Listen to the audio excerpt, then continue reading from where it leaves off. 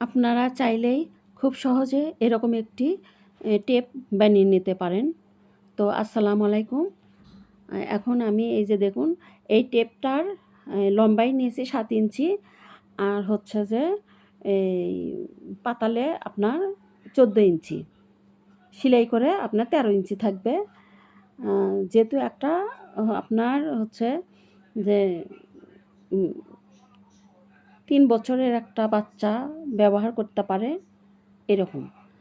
তো প্রথমে আমি হচ্ছে গলা কেটে নিলাম, নেওয়ার পরে তারপরে হাতারটা কেটে নিছি, নেওয়ার পরে এই যে আপনি এখন আমি দেখেন এই যে পিছনের 2টা হুক লাগাবো, তার জন্য আমি সেলাই দিয়ে নিচ্ছি।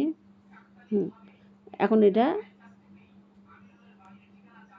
এটা এখন সেলাই দিয়ে নিলাম, নিয়ে 2টা এখন জয়েন দিব। 2টা জয়েন দিয়ে এই যে এখন উপরের ওই 2টা জয়েন দিয়ে উপরের কাটটা সেলাই করে নিলাম।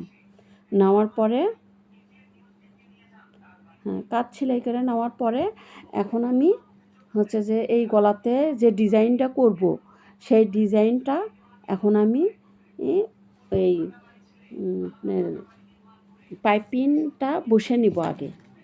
পাইপিং বসে নিয়ে যখন আমি পাইপিংটা মানে এখন তো উল্টা করে পাইপিং আমি লাগাচ্ছি, এই পাইপিংটা যখন সিধের দিকে লাগাবো, দেখুন আপনারা দেখতে থাকুন। সিধের দিকে যখন লাগাবো, লাগানোর সাথে এই পাইপিংয়ের সঙ্গে আমি কাজটাও সেট করব। যে আমি কাপড়ের ছোট ছোট বরফি বানিয়ে নিয়েছি, সেগুলো সেট করে দিব, সেটা দেখুন। তো এখন আমি এই যে দেখুন এটা আমি এখন সেট করব। এখন আমি সিধা করে পাইপিংটা সেট করতেছি। এটা সব বাচ্চাদের প্রতি, সব বাচ্চাদেরই এই কাপড়ের এই পাইপিংটা চলে। এই পাইপিংটা এইভাবে আমি সেট করি, যে কাঁধের ওখান থেকে কাঁধের ওখান থেকে এইভাবে পাইপিংটা আমি সেট করে নিই। এই যে দেখুন এটা খুব সহজ। এই মানে এইরকম করে যদি আপনারা বানান, অবশ্যই খুবই সহজে আপনারা বানিয়ে নিতে পারবেন। কিংবা এত সুন্দর একটা টেপ আপনারা চাইলেও টেলার্সেও ডিজাইনটা দেখে বানিয়ে নিতে পারবেন। তো ধন্যবাদ।